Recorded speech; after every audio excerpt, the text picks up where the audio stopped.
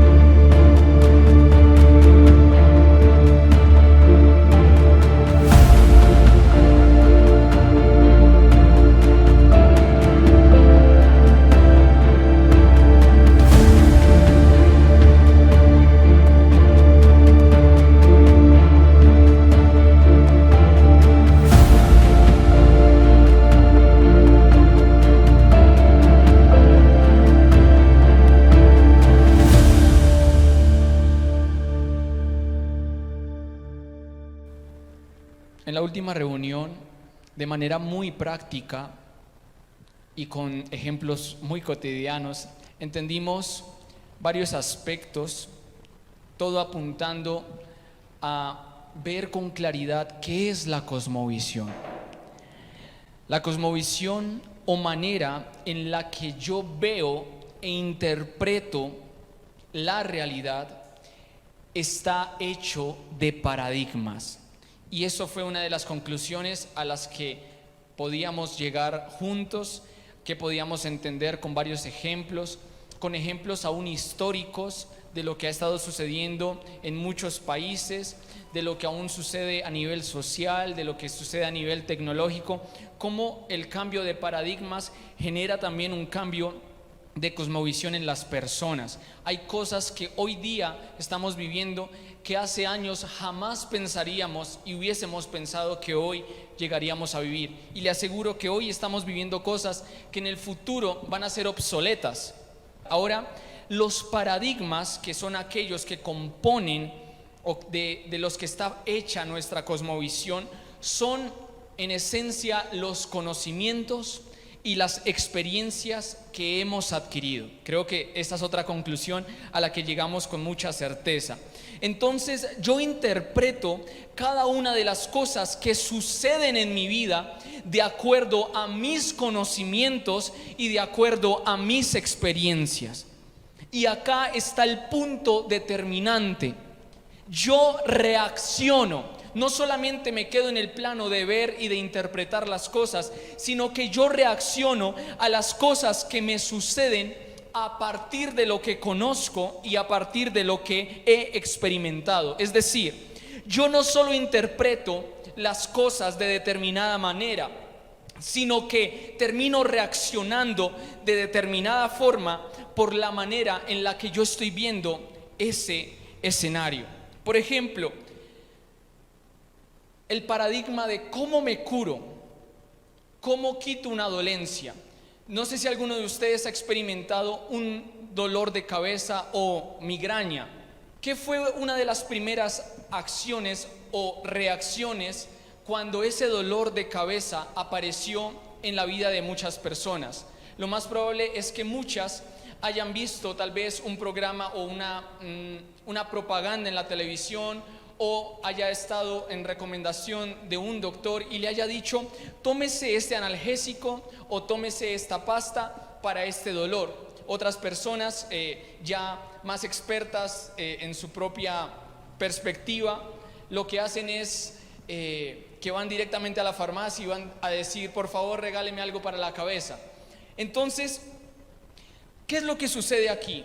Cuando esa persona consumió por primera vez ese medicamento, ese analgésico, y vio que a los 15 minutos o a los 30 minutos ese dolor desapareció, en ese momento hubo una experiencia, ¿verdad? Y en ese momento también se confirmó uno de los conocimientos que se mostraban en la televisión o que me había dicho el doctor. Entonces, por regla general, lo que va a suceder el día que vuelva a dolerme la cabeza es que yo vaya a moverme en ese paradigma que fue creado en mí, que fue la experiencia que me favoreció o el conocimiento que en realidad fue de utilidad para mí. ¿Cómo muchas personas se curan? Ese es un paradigma. Muchas personas, para ir a curarse, para sanar sus dolencias, sus enfermedades, acuden a farmaqueia, acuden a medicamentos, acuden a medicina. Y esto es un paradigma que, por supuesto, en últimas termina siendo uno equivocado, porque el diseño de Dios es que usted y yo no dependamos de un analgésico para poder estar saludables, sino que sea un resultado de una vida en salud, que sea resultado de una vida que se está cuidando y que está rompiendo también con maldiciones que ha recibido. Ahora, otros paradigmas como comer bien. Para muchas personas comer bien es comer mucho. Para otras personas comer bien es comer que no quede tan lleno ni tampoco tan vacío. Para otras personas comer bien es comer cosas exquisitas. Para otras personas comer bien es comer lo normal, pero que sea barato. Para otras personas comer bien es comer cosas saludables. Entonces usted va a ver diferentes reacciones que suceden por los paradigmas que esas personas tienen. Por ejemplo, yo voy a ese restaurante porque en ese restaurante me sirven muchísimo. Otras personas van a decir, yo voy a ese restaurante porque ese restaurante hacen la comida muy rica.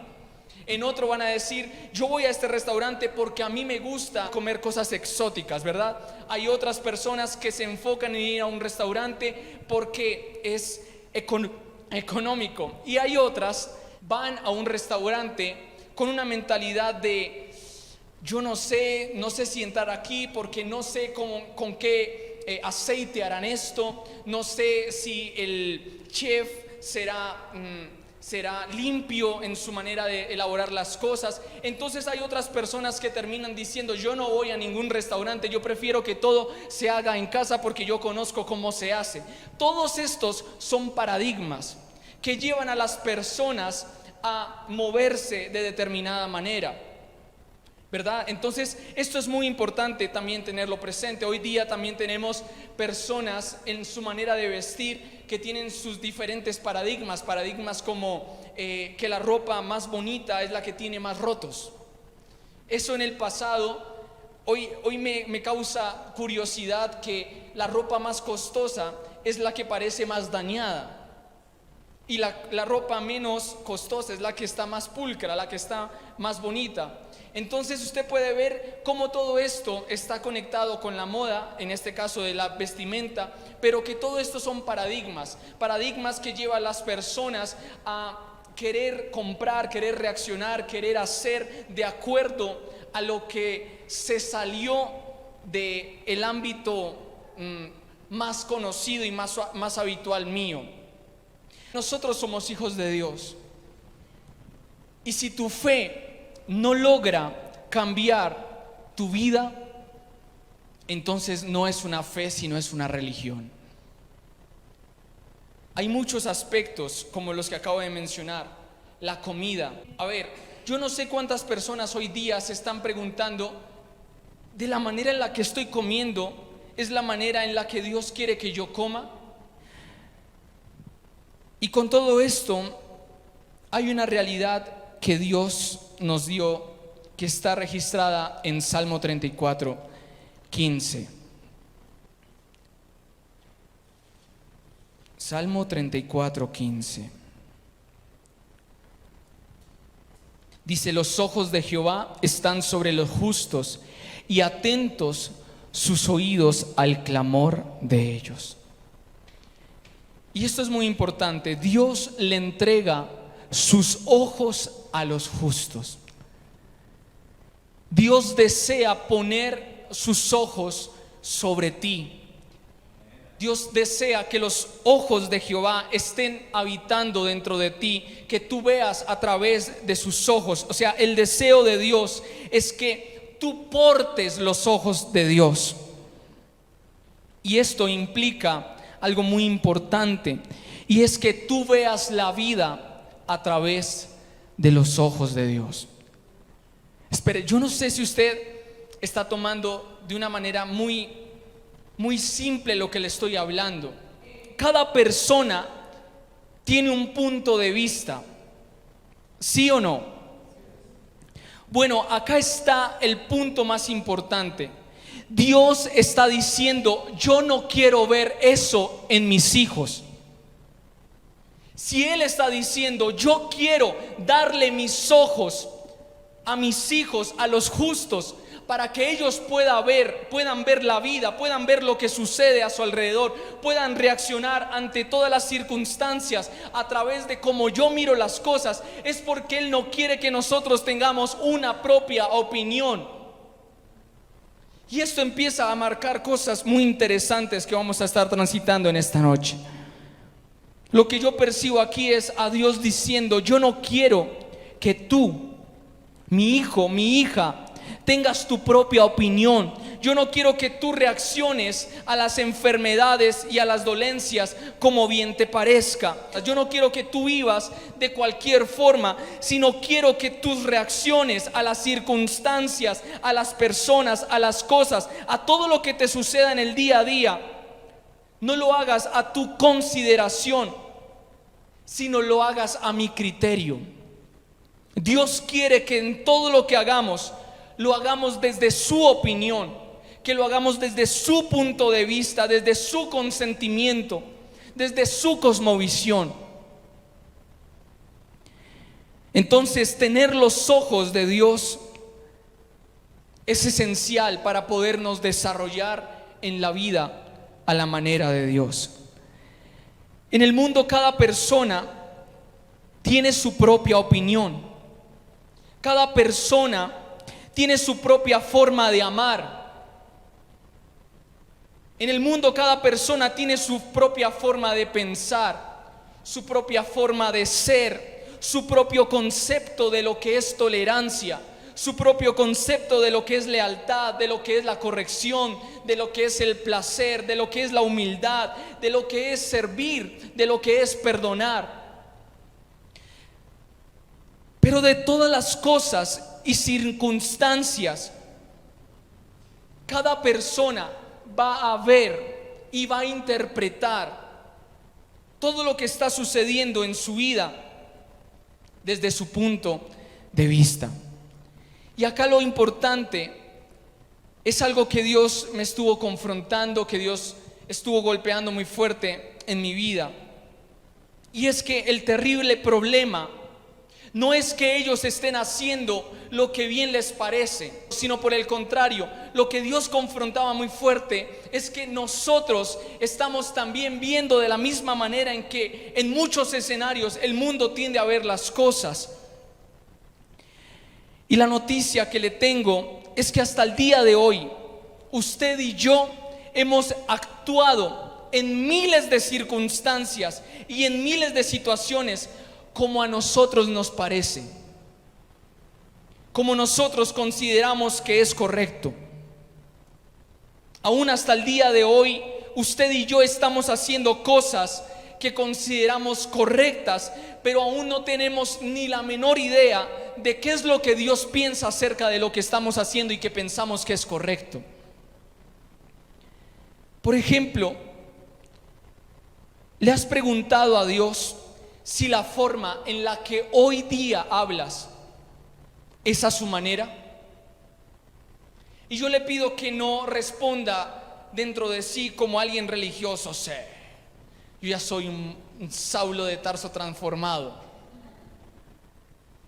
En realidad, todas tus palabras, en realidad todos tus dichos, todas tus expresiones, todos, aún las bromas, los chistes que salen de tu boca, todo el vocabulario que tienes, honra a Dios.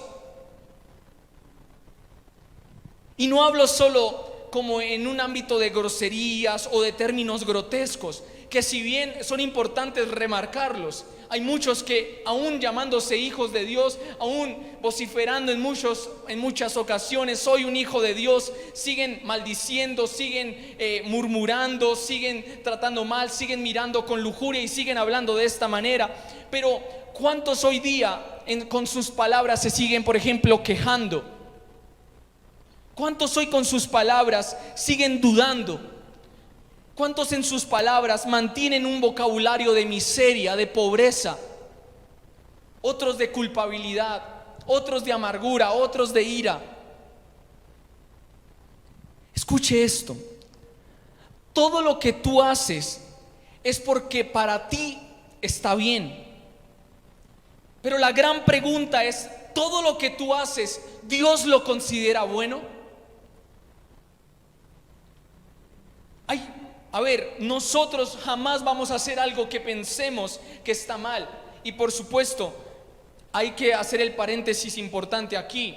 Hay muchas cosas que hacemos mal, aunque no las queremos hacer. Pero el punto al que voy es que hay cosas que conscientemente tú estás haciendo y que tú consideras que están bien. Pero la pregunta es, ¿Dios también considera que eso que tú consideras que está bien delante de Él?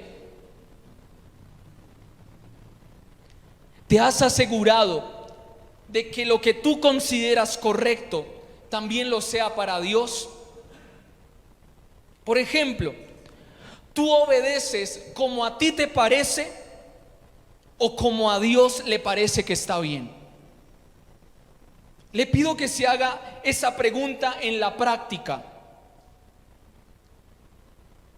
Hay muchos que hasta el día de hoy no saben ni cómo para Dios es la obediencia.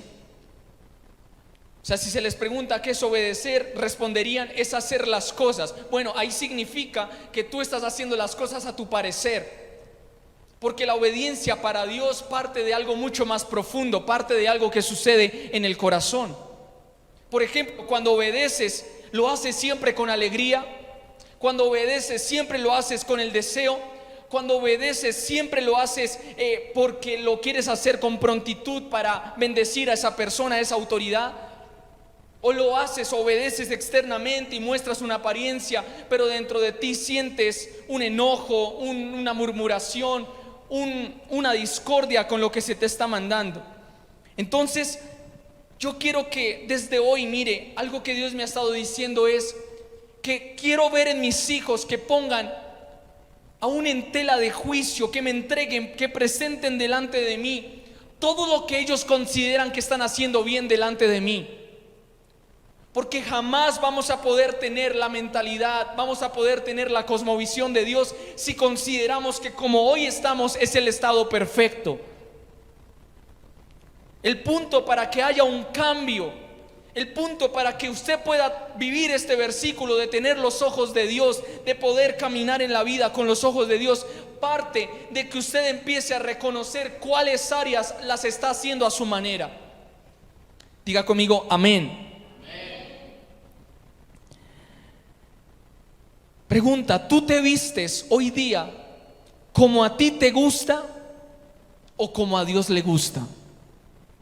En el pasado, para hablar de esto era algo fuerte, era algo como que, y ahorita lo vamos a estar tocando, era un espíritu que dualiza las cosas, como cuando voy al auditorio, ahí me visto honrosamente. Pero cuando estoy en el día a día, en todo lo que hago, puedo vestirme como a mí me gusta. Y yo le pregunto aún, no le estoy diciendo que se tiene que vestir de esta manera. Yo le estoy diciendo, ¿usted le está preguntando todos los días a Dios la manera en la que usted se viste? ¿Usted le está preguntando, Dios, así tal cual estoy, te gusta? ¿O qué debo ponerme? ¿O qué debo quitarme? ¿O qué debo añadirme? Porque la cosmovisión va a tener que siempre estar muy unida con la consulta. La cosmovisión en Dios, por supuesto. Entonces tú te vistes hoy día como a ti te gusta o como a Dios le gusta. Y le aseguro que si muchos se preguntaran esto y si muchos le estuvieran preguntando constantemente esto a Dios, no se vestirían como hoy lo hacen. Le aseguro que muchos botarían prendas que tienen. Le aseguro que muchos niños, jovencitos, se empezarían a cortar su cabello, se empezarían a arreglar, se empezarían a tener con limpieza. Y acaba un punto, hermano, hay personas sucias, hay personas sucias, y lo voy a decir de una manera más formal. Hay personas con un humor tremendo, con un olor corporal fuerte, que impregna los lugares donde se dirige. Yo le pido que usted se acerque, ya sea a un hermano, no a los de su casa. Los de su casa ya están acostumbrados con su humor, pero le pido que se acerque a un hermano, a una hermana, que se acerque al pastor. Si quiere, acérquese a mí. Yo le voy a ser muy honesto. Tanto personas que en este momento no están, pero que hacen parte de este ministerio, acérquense y pregúntenme: Samuel, dígame la verdad, ¿mi humor es fuerte? Y desde este momento le doy la solución. Renueve su antitranspirante, póngale una revolución más arriba y verá que todo va a empezar a cambiar. Porque sí, yo me he dado la tarea de buscar y la solución está ahí. La solución para aquellos que se acerquen está ahí. Hay otro tipo de personas, como mujeres, como niñas, que tienen el cabello engrasado, que tienen el cabello enredado y que sienten que es normal. Pregúntele a Dios si así como usted está en este momento vestido, así como usted se peina, así como usted huele, si eso está al diseño de Dios. Hay muchos que dicen no, y es pensamiento muy religioso, no, es por la humildad. Pues por la humildad, wow, por favor no haga eso por humildad. O sea, yo quiero acá remarcar algo. Hay muchas personas que dicen: yo no me preocupo de lo natural, yo no me cuido naturalmente, sino solamente me enfoco en las cosas del Espíritu. Bueno, hay un principio muy claro en la Biblia que nos dice que como está tu cuerpo es porque así está tu espíritu.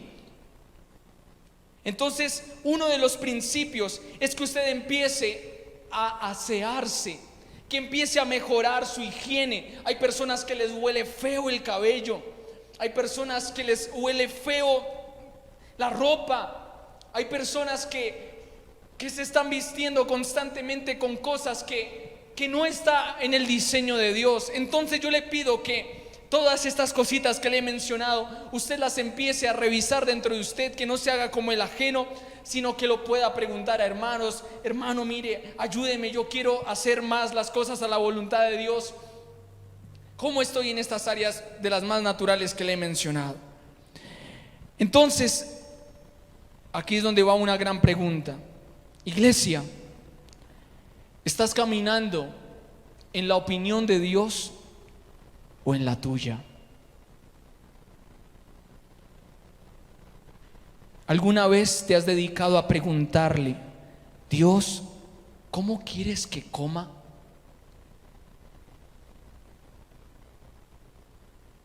Dios, ¿está bien la manera en la que como? Mire, le estoy diciendo cosas naturales. Le voy a dar un tip ahí. Si usted quiere hacer una buena digestión, mastique 25 veces cada cucharada. Revise si está masticando un promedio de 15 a 25 veces cada cucharada, y le aseguro que muchos no llegan ni a 10. Y entonces ahí se empiezan a ver problemas más adelante, como aún problemas faciales, problemas porque el cuerpo se sobrecarga con la comida que no está bien masticada. Pero bueno, a lo que voy con todo esto es: nosotros como hijos de Dios no solamente podemos tener una fe, tenemos que tener una cultura, tenemos que tener una vida que respalde lo que creemos.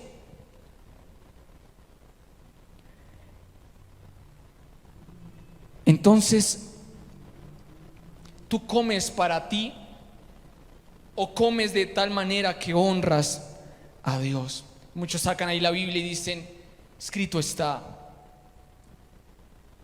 no le digas inmundo a lo que yo he santificado. Y le aseguro que esas personas son las que comen más rellena. Le aseguro que esas personas son las que comen más sangre. Y si alguien me escucha y ha comido de esto, o en los últimos días ha comido, no se sienta mal, siéntase terrible. Ok. Otro punto, tú celebras tus cumpleaños en las tradiciones del mundo o bajo el diseño de Dios. Ese es uno de los puntos por reformar. Son varios puntos que acá yo me podría quedar hablándole de varios, preguntándole para que usted se analice, pero le estoy mencionando estos que me parecen importantes para que usted se cuestione dentro de usted. Pregunta muy importante para los casados: ¿tú amas a tu esposo bajo el criterio de Dios o bajo tu criterio? Mire, hay esposos que son palos secos, que uno les dice, o más bien uno los ve: te amo, te amo. No sea un palo seco, sea tierno. ¿Sabe? Yo he entendido que el amor de Dios es romántico. O sea, uno de los puntos, si usted quiere alinearse al amor de Dios, una de las cosas que usted más debe trabajar, y en especial los hombres, aunque no voy a descartar a las mujeres, es que usted empiece a ser tierno, que usted empiece a mostrar afecto. No, pero es que ese no es mi lenguaje del amor. Ok, si usted ve ese libro, El lenguaje del amor, o de los lenguajes del amor, no es de alguien cristiano, no cita ni un versículo. ¿Me equivoco? No cita ni un versículo, es decir, es una persona. Algún tiempo estuvimos hablando de los lenguajes del amor. Pero ¿por qué menciono esto? Porque yo creo que todas las personas y los hijos de Dios nos debemos unir a un lenguaje del amor, al lenguaje que el Padre está transmitiendo. Entonces nuevamente digo esto: esposos, no sean un palo seco con sus esposas, y esposas, no sean un palo seco con sus esposos. Muéstrenles amor, muéstrenles ternura, palabras de afecto, palabras de cariño, que son una de las cosas que consolidan. Yo puedo ver que familias que se deterioran fácilmente, y esto como un cuidado para aquellos que estén iniciando en su etapa matrimonial. Yo he visto a familias que se deterioran por falta de amor, por falta de ternura. No se trata solamente de estar, sino de ser uno con esa persona. ¿Honras a tus papás bajo tu punto de vista o bajo el de Dios? Hay papás que también podríamos decir que son muy fuertes con sus hijos, e hijos que son muy fuertes con sus padres, pero toda la manifestación de los hijos también tiene que ver con lo que los papás sembraron. Pero no es justificación ahora para los hijos. A lo que va es que en Dios tú tienes que aprender a ser hijo, conociendo y viendo y diciéndole: Dios, quiero hacerlo a tu manera. Otra pregunta: ¿tú te diriges a una autoridad bajo tu criterio o bajo el de Dios? Tú tratas a una autoridad, ¿cómo le hablas? ¿Cómo le respondes a una autoridad? ¿Cómo le obedeces a una autoridad? ¿Cómo escuchas? ¿Cómo ves a una autoridad? Y en especial en esos momentos que te está diciendo no, en especial en esos momentos que es fuerte en la corrección, porque en esos momentos es cuando más tenemos que afirmar: tengo que verlo de la manera en la que Dios me dice que lo debo ver. ¿Cómo ves a un policía cuando te habla? Aún cómo ves cuando va pasando. Hay algunos que aún siguen como teniéndole miedo al policía. Ese tipo de cosas hay que removerlas, porque Él es una autoridad, y porque esa autoridad, esto significa que es cuidado, que es protección.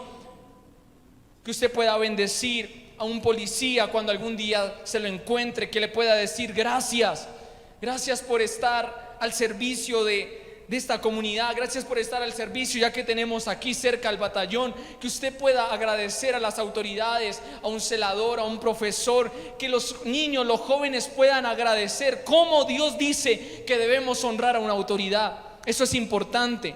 No solamente quedarnos con un pensamiento, yo honro a Dios, yo amo a Dios, solamente porque le canto. No, que lo honremos con cada acción de nuestra vida. Pero eso nos va a demandar que empecemos a decirle: Dios, ¿cómo tú ves esto? ¿Cómo tú ves este escenario? ¿Cómo tú ves a esta persona? Entonces, hay muchos aspectos: la alegría, el orden. Pregúntese cómo está su tiempo, cómo está su oración, cómo es su adoración, cómo es su gratitud, cómo es su paciencia, cómo es su perdón. Pregúntese cómo usted perdona. ¿Perdona a la manera de Dios? Todo lo que eres y haces, ¿lo estás desarrollando bajo la perspectiva de Dios o bajo tu propia perspectiva? Iglesia, me di a la tarea de buscar qué es punto de vista. Y el primer resultado que saltó a mis ojos fue concepto filosófico. Diga conmigo: concepto filosófico. ¿Qué logro ver aquí? Detrás de los puntos de vista está Grecia. Y hoy se va a empezar a ver las cosas como son en esta palabrita tan pequeña como lo es punto de vista, como lo es criterio, como lo es perspectiva. Que en el mundo hoy día lo vemos como algo normal, pero esta palabra, detrás de esta palabra se esconde, diga, Grecia. Grecia quiere que cada persona tenga su propia opinión. El espíritu de Grecia está detrás de cada persona. Y en especial está detrás de que cada persona tenga su propia postura. El espíritu de Grecia sopla que cada persona tenga una propia consideración, que cada persona tenga una propia actitud. ¿Por qué? Porque esto genera, diga conmigo, división. Y todo reino dividido contra sí mismo será asolado. Y toda casa dividida contra sí misma no permanecerá, se caerá. Entonces el diablo puede reinar si hay división, por ejemplo, en un ejército. ¿Por qué el diablo puede gobernar si hay división en un ejército? Porque si hay división en un ejército, no hay un acuerdo. Y si no hay un acuerdo, todos estarán apuntando hacia diferentes lados. Entonces, si usted y yo no tenemos una misma cosmovisión, si usted no logra entender qué es lo que estamos haciendo aquí, por qué venimos a este lugar, y puedo ver, digamos aquí, que muchos no han entendido por qué estamos en este lugar, pero si usted logra entender, pero voy a enfocarme en esto, si usted no logra entender la cosmovisión que tenemos, el objetivo por el cual estamos aquí, por el cual Dios nos trajo, el propósito que tenemos en la tierra, si todos no empujamos para el mismo lado, el diablo te podrá asolar. El diablo en últimas te podrá destruir, porque estás caminando solo. Tener una propia perspectiva de la escritura, por ejemplo, te lleva a caminar solo. Dios no está interesado en que sus hijos tengan una propia interpretación de la escritura. Y ahí puedo ver a Grecia metido. En cuántas denominaciones, en cuántas iglesias se mueve ese pensamiento de que cada persona tiene una interpretación. Es importante remarcar esto porque cada persona Dios le entrega distintas revelaciones, que es diferente. Dios nos entrega distintas revelaciones para que cuando se unan sean coherentes, para que cuando unan puedan alimentar al que está escuchando y también al que está dando. Entonces, es importante esto. La filosofía es un espíritu. Quiero decirle esto a los estudiantes de colegio o a los estudiantes también de universidad, aquellos que estén viendo el curso de filosofía o aquellos que estén viendo un programa de filosofía. En ese momento se están enfrentando contra un espíritu que se llama Grecia. En el momento que ustedes entran a ese aula o a esa aula donde está enfocado para hacer filosofía, te estás metiendo al campo de los griegos. Te estás metiendo a doctores de Grecia, a doctores filosóficos que van a empezar a mover este tipo de ideologías, de pensamientos. Entonces, detrás del filosofar, diga, está Grecia.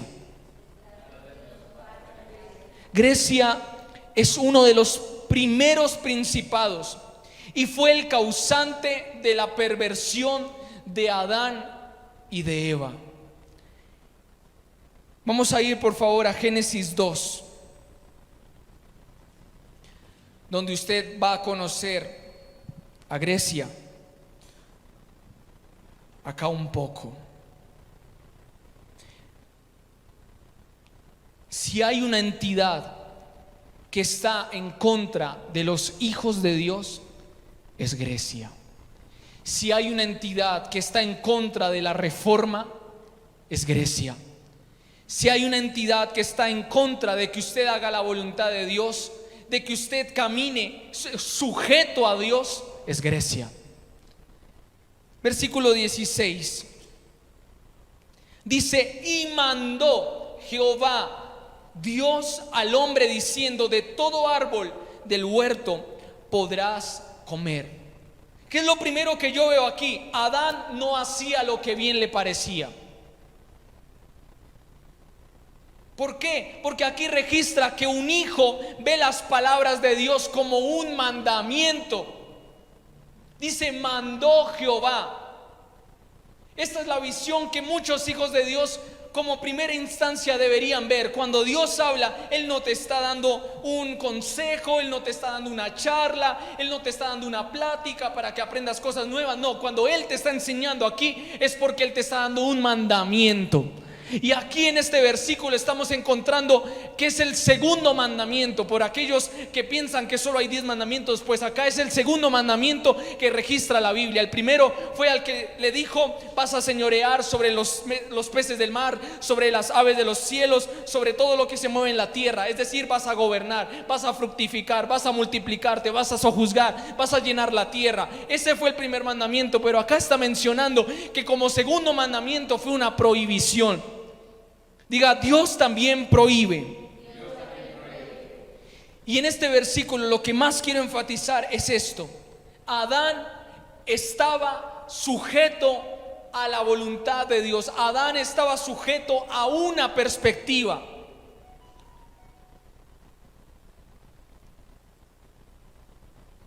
Ahora, versículo 17: mas el árbol de la ciencia del bien y del mal no comerás. Diga: no comerás, porque el día que de él comieres, ciertamente morirás. ¿Quién es el árbol de la ciencia del bien y del mal? Diga conmigo: Grecia. Grecia es el árbol del conocimiento del bien y del mal. Grecia alimenta, pero su alimento lleva a la muerte. Su alimento mata. Su alimento mata la vida del espíritu. Porque usted va a ver que al comer ellos de este árbol, perdieron la vida del espíritu. Importantísimo lo que hoy estamos tratando. ¿Cuál es el alimento de Grecia? El conocimiento del bien y del mal. Grecia introduce el dualismo. Grecia introduce que el ser humano pruebe de lo bueno y de lo malo. Y sabe, esta palabra es muy importante. La frase bien y mal o bueno y malo tiene una connotación, denota algo. Implícitamente significa todo. En otras palabras, va a comer del árbol de la ciencia de todo. Grecia sopla para que todas las personas consuman de todo. Y esto lo hablo de manera natural, pero también de manera emocional y también de manera espiritual. Grecia hace que las personas deseen comer de todo, deseen alimentarse e intimar con todo. Deseen hacerse uno con todas las cosas que existen. De vuelta, lo que puedo entender es que los que son hijos de Dios no consumen todo. No consumen todo video, no consumen todo programa, no consumen toda publicación, no consumen lo que cualquier persona habla.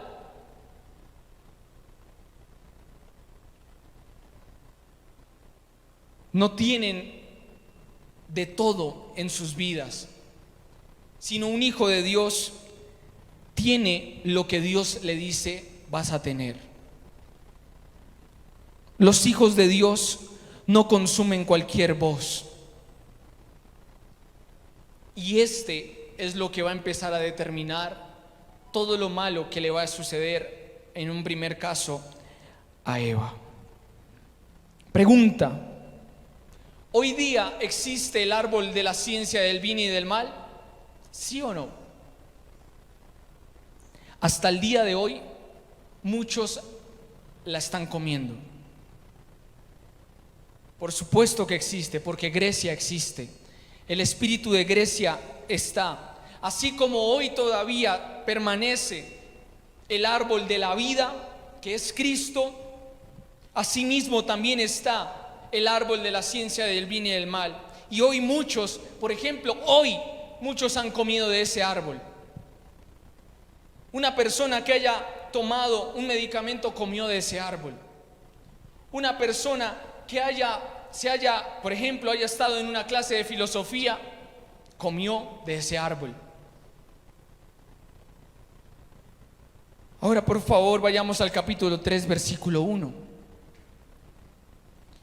Vamos a ver un poco más a profundidad a Grecia. Pero la serpiente era astuta, más que todos los animales del campo que Jehová Dios había hecho, la cual dijo a la mujer: con que Dios os ha dicho, no comáis de todo árbol del huerto.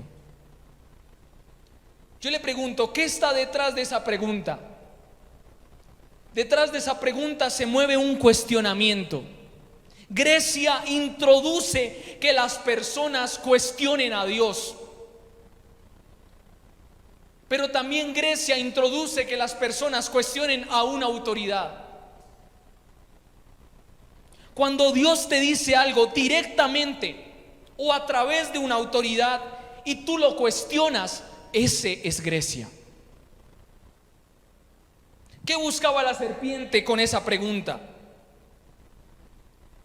Mire la pregunta, dice: con que Dios os ha dicho, no comáis de todo árbol del huerto. Esa pregunta quería poner una duda a lo que Dios le había dicho a Adán y que posteriormente se lo había comunicado a Eva. ¿Qué entiendo aquí? Una de las acciones, uno de los trabajos más tremendos que nosotros tenemos que entrenar desde hoy es que cada vez que Dios te hable, ya sea en intimidad o ya sea a través de una autoridad, ya sea a través de tus papás, ya sea a través de tus pastores, ya sea a través de un médico, ya sea a través de todo lo que puedas considerar como autoridad, lo obedezcas. Es decir, hay cosas que no vamos a entender. Diga, hay cosas que no vamos a entender. ¿Y por qué no las voy a entender? Porque hay cosas que las voy a entender hasta que las obedezca.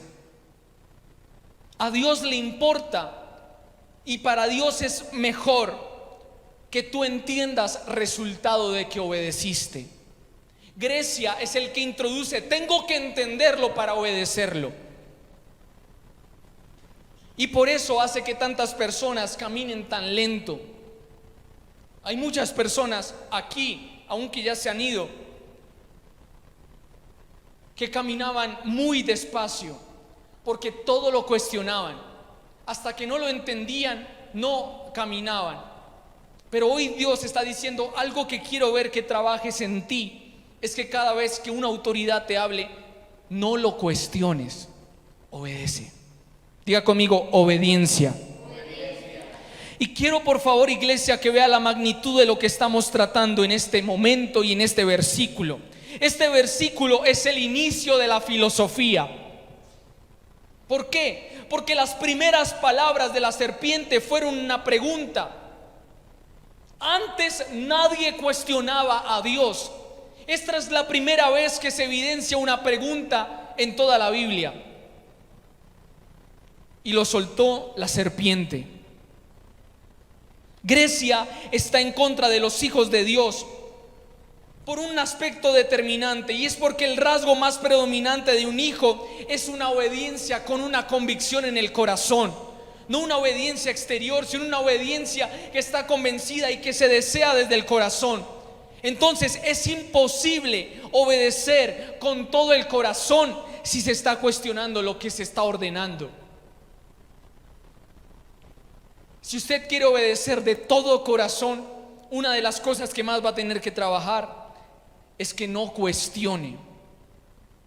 Porque las cuestiones o los cuestionamientos a lo que Dios ha hablado son la puerta para que Grecia entre. Escriba esto, por favor. Detrás de cada desobediencia siempre hay un cuestionamiento.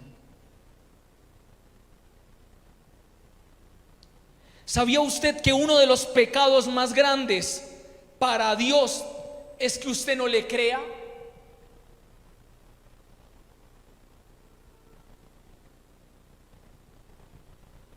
Hay muchos que se han quedado con el pecado de la ira, de la inmoralidad, de los celos, de la avaricia, pero que no le creas a Dios es uno de los pecados más graves delante de Él. No por algo Él dirá en Apocalipsis y aún en Corintios que los cobardes y que los incrédulos arderán en el lago de fuego. ¿Por qué? Porque el ser incrédulo es lo mismo que dudar, y el dudar está conectado con haber cuestionado lo que Dios te dijo. No sé si está logrando entender esto que le estoy hablando. Hay muchos que no creen, y la mayoría de los casos por las que una persona no cree es porque constantemente está cuestionando lo que Dios le está hablando. ¿Y qué pasa a aquellas personas que cuestionan a Dios? Vamos a ir muy rápidamente a Hebreos 3:12. La incredulidad es un pecado. La duda es un pecado, porque en ese momento estás cuestionando a Dios. Y el cuestionar a Dios habla de que está pasando lo mismo que le pasó a Eva. Mirad, hermanos, que no haya ninguno de vosotros corazón malo, que no haya ninguno de vosotros corazón malo de incredulidad, para apartarse del Dios vivo. ¿Qué pasa con los incrédulos? Que se van apartando de Dios. Cuando usted cuestiona a Dios, y esto lo he visto, ¿cuántos cuestionaron todo lo que se les dijo, todo lo que se les habló, todo lo que se les corrigió, y poco a poco se fueron apartando de Dios? Hay muchos que prometieron una honra, una fidelidad, pero su cuestionamiento a lo que Dios les estaba diciendo lo sacó. Cuando tú cuestionas a Dios, mire, voy a decirle algo. En los momentos que tú sientes, por ejemplo, que honrar a Dios con tus finanzas es algo que te molesta, es porque en ese momento ya estás perdiendo esa oportunidad y Dios te la está quitando. Y hay a muchos que hoy día Dios no les recibe sus ofrendas porque lo han cuestionado. No cuestione cuando se suelta una palabra profética. No lo cuestione, porque eso hace que su corazón salga de la cobertura de Dios. Detrás de cada desobediencia está Grecia. Grecia es una de las entidades más fuertes porque está metida en todo. Si usted quiere pelear una batalla violenta contra Grecia, contra esta entidad, si Dios le habla, si una autoridad le habla, diga conmigo: no lo voy a cuestionar. Obedezco. Versículo 1 nuevamente de Génesis 3. Pregunta: ¿con que Dios os ha dicho no comáis de todo árbol del huerto? Vamos a ir un poco más profundo en estas declaraciones. Esta pregunta introdujo un cuestionamiento en Eva. ¿Qué es cuestionar? Cuestionar, poner en duda. Cuestionar es poner en tela de juicio lo que se dijo. Cuestionar es controvertir. Cuestionar es discutir. Cuestionar es polemizar y debatir. Los debates son un invento de Grecia.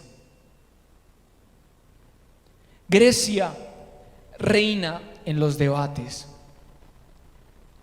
No existe algo así como los debates cristianos. No existe. Todo debate proviene de Grecia. Y los que debaten son los hijos de Grecia.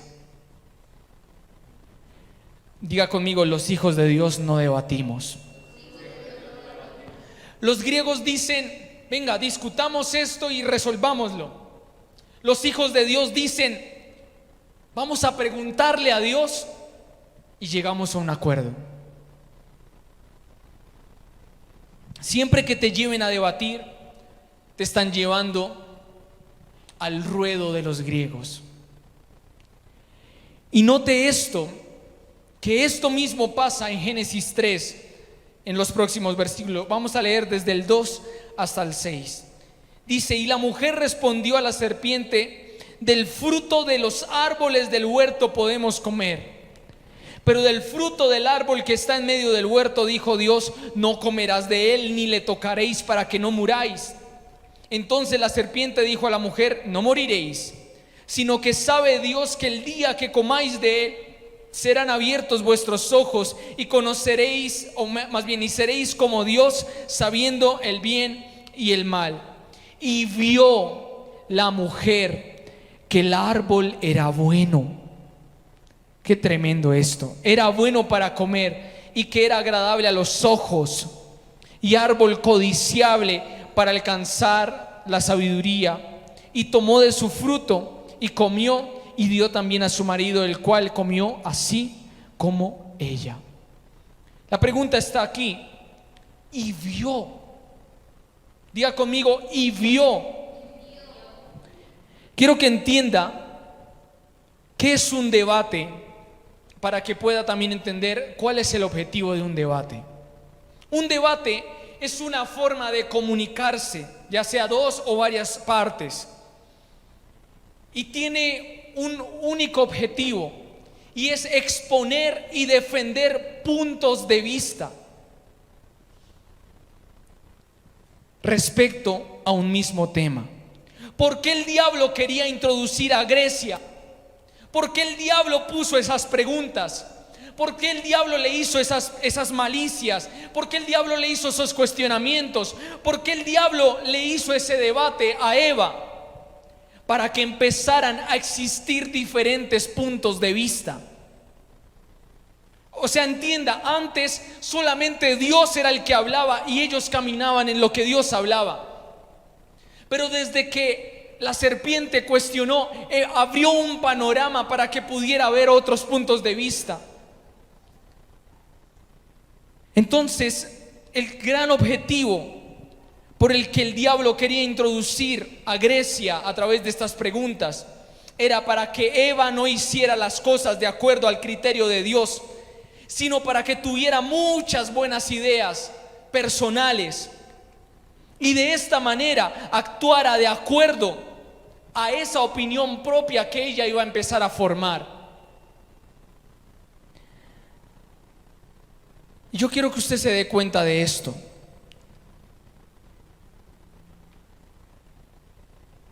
¿Por qué la expresión que al inicio de esta enseñanza, que era puntos de vista, o también en la reunión pasada cuando hablábamos de puntos de vista, sonaba como tan normal? Sí, todas las personas tenemos un punto de vista.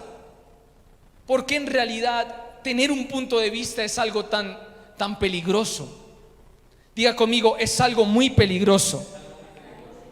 Porque si cada persona tiene un punto de vista, entonces el amor es subjetivo.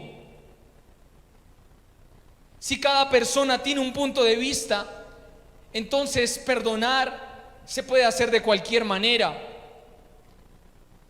Si está bien que cada persona tenga un punto de vista diferente, entonces la verdad no sirve para nada.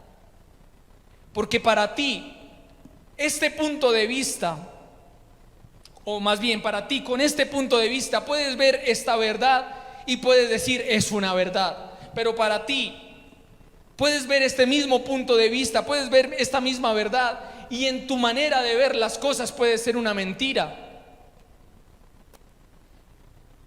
Detrás de todo punto de vista está Grecia. Grecia está detrás de que cada persona interprete algo diferente de un versículo. ¿Por qué muchos hijos de Dios no perdonan? Porque en su opinión y en su paradigma, en su manera de ver la vida, esa persona no merece su perdón. ¿Sí o no? Ahora, ¿qué es lo que Dios piensa de esa persona? Dios le dice a esa persona: si tú no perdonas a esa persona, si no perdonas a los hombres sus ofensas, yo tampoco te perdono tus ofensas contra mí. Ese es el criterio de Dios. ¿Por qué muchos hijos de Dios viven en escasez? Usted ahí me podría decir su punto de vista, pero vayamos un momento al punto de vista de Dios, a lo que Dios nos transmite. Hay 4 razones por las que una persona vive en escasez. Primera, porque eso es lo que ha sembrado. Segunda, porque le está robando a Dios. Tercera, por maldiciones financieras que trae de sus antepasados. Y cuarta, por la mentalidad de pobreza que tiene. Eso lo dice la Escritura. Muchas personas del mundo creen que la verdad no existe. Y aún eso es un poco ridículo, porque esa misma aseveración, que es tan carente de fundamentos, derribaría su propio argumento. Si una persona dice la verdad no existe, yo le preguntaría: ¿es verdad que la verdad no existe? Y ahí se le derribaría todo. Versículo 6 dice: y vio la mujer que el árbol era bueno. Dios le dijo: no comerás del árbol de la ciencia del bien y del mal, porque su comida representa muerte, su comida te llevará a la muerte. Pero después de debatir con la serpiente, esa manera en la que Eva veía el árbol, que era una manera como de alejarse, como de que es peligro, como de muerte, la misma manera en la que Dios lo veía, desapareció. Y vemos en este versículo 6 una forma personal propia de Eva de lo que era ese árbol, como algo bueno para comer y agradable para los ojos, y árbol codiciable para alcanzar la sabiduría. Yo le dije en el siguiente versículo, nos dice que al haber comido fueron abiertos los ojos de ambos. Pero esto fue una acción natural. Volvamos al anterior. En este momento que ella debatió con la serpiente, en su espíritu, ahí ya perdió los ojos de Dios, porque ya estaba mirando algo que era delante de Dios muerte, que representaba una separación de Dios. Ahora lo estaba viendo como algo codiciable para alcanzar la sabiduría. La filosofía es el amor a la sabiduría. Eso es Grecia. Entonces, quiero ir terminando por hoy en este diseño. Quiero decirle algo muy delicado que Dios me dijo. Así como a Eva, tus puntos de vista, tus propias posturas, tus propios criterios te pueden alejar y te pueden hoy estar alejando de la presencia de Dios.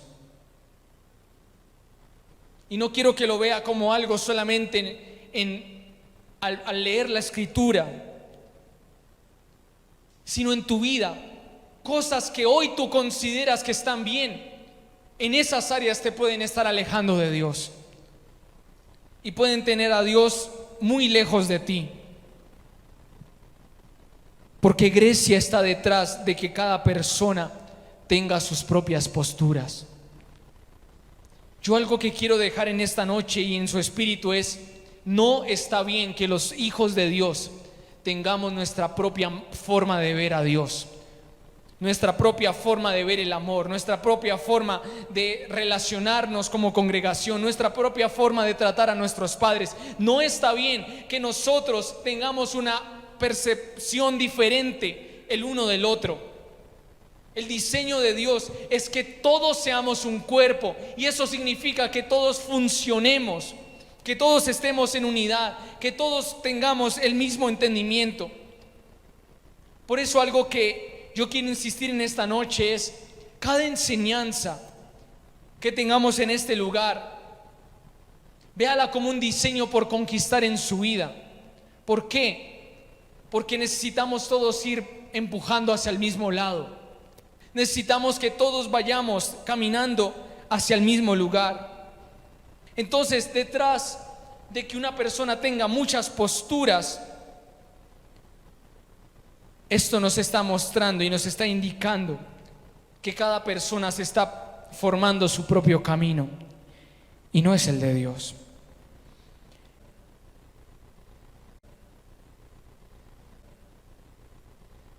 Hay una pregunta que Dios me hizo y que quiero que usted se la cuestione varias veces. Samuel, ¿a tu manera o a mi manera? ¿Vas a hacer las cosas a tu manera o a mi manera? ¿Vas a vivir tu vida a mi manera o a tu manera? ¿Vas a amar? ¿Vas a perdonar? ¿Vas a honrar? ¿Vas a pensar? ¿Vas a disfrutar las cosas que yo te entregue a tu manera o a mi manera?